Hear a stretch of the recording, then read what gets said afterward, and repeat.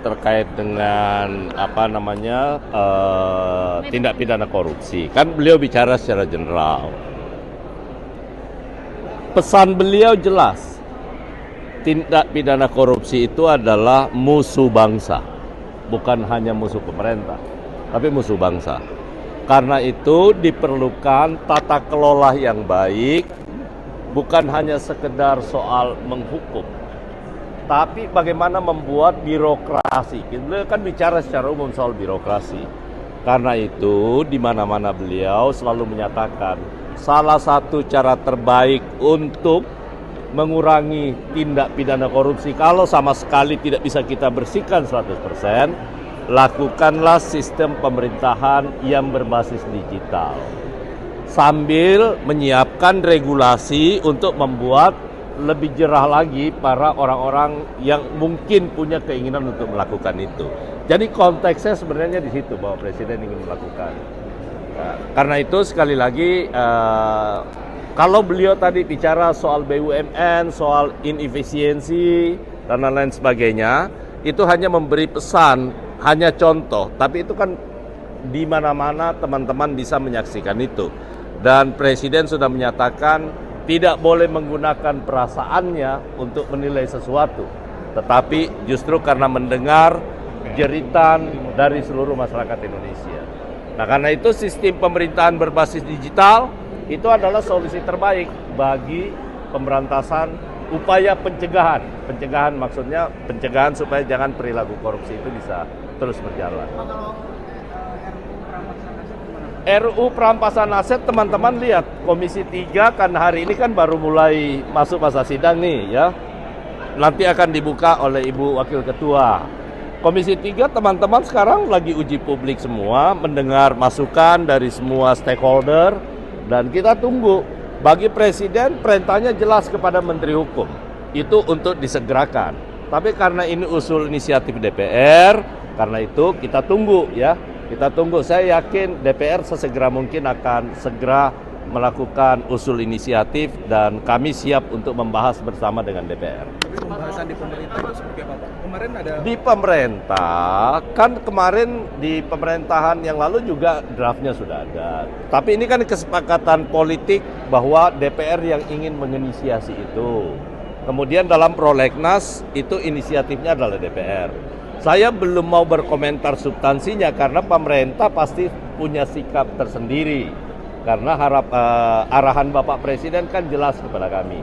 Tapi kita menunggu dulu usul inisiatif DPR, kemudian pemerintah akan membahasnya secara bersama-sama, termasuk oleh Kementerian Hukum. Kadang-kadang bekerja seenaknya,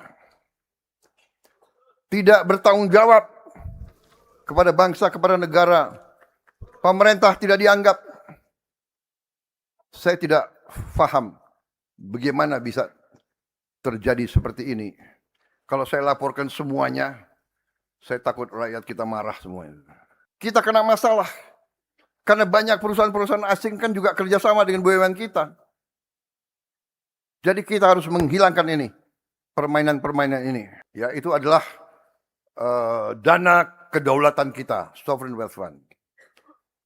Kita menemukan bahwa ada 1074 BUMN. Dan BUMN itu ada yang punya anak perusahaan. Dan ada yang punya cucu perusahaan. Bahkan ada yang punya cicit perusahaan. Ini luar biasa. Saya mengira BUMN itu adalah 300 atau 400. 1074. Dan BUMN ini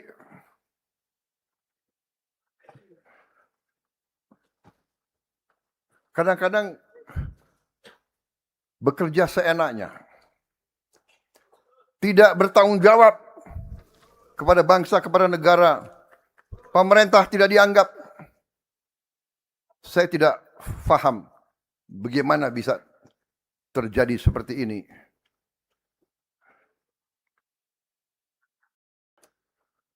Mungkin harus kita bentuk suatu pengadilan ad hoc khusus untuk kita usut, kita usut pengurus-pengurus direksi 30 tahun ke belakang mungkin. Tapi saya juga akan menghadapi majelis, saya akan menghadapi DPR, saya akan minta kalau perlu kita memberi juga peluang semacam amnesti khusus untuk mereka yang tobat, mereka yang sadar, mereka yang mengakui. Nah, ini saya serahkan kepada wakil-wakil rakyat untuk memutuskan.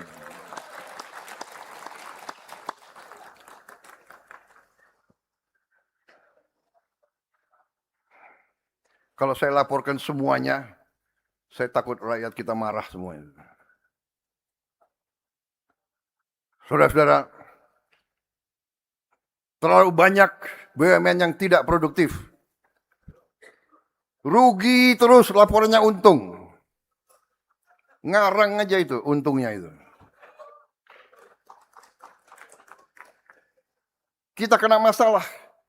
Karena banyak perusahaan-perusahaan asing kan juga kerjasama dengan BUMN kita. Jadi kita harus menghilangkan ini, permainan-permainan ini. Tapi saya dengan bangga, hari ini saya melaporkan kepada majelis yang terhormat, hari ini kita telah menutup 290 BUMN. Pada Desember 31, 2026, kita targetkan hanya akan memiliki paling banyak 300 BUMN. 750 BUMN lebih akan kita tutup. Hanya yang produktif, hanya yang menciptakan nilai tambah untuk rakyat akan kita pertahankan. Ini mungkin adalah restrukturisasi korporasi terbesar di dunia. Dengan perampingan jumlah BUMN, hari ini saja kita telah menghemat biaya overhead sekitar 50 triliun rupiah. Hanya dari gaji, direksi, komisaris, sewa gedung, sewa mobil, perjalanan dinas, bla bla bla bla, kita sudah menghemat 50 triliun rupiah lebih. Target kita Desember 31, target kita harus menghemat 70 triliun lebih, saudara-saudara. Kita bisa bayangkan dengan 50 triliun berapa puskesmas bisa kita perbaiki, berapa sekolah bisa kita renovasi, berapa rumah untuk rakyat kita bisa kita berikan.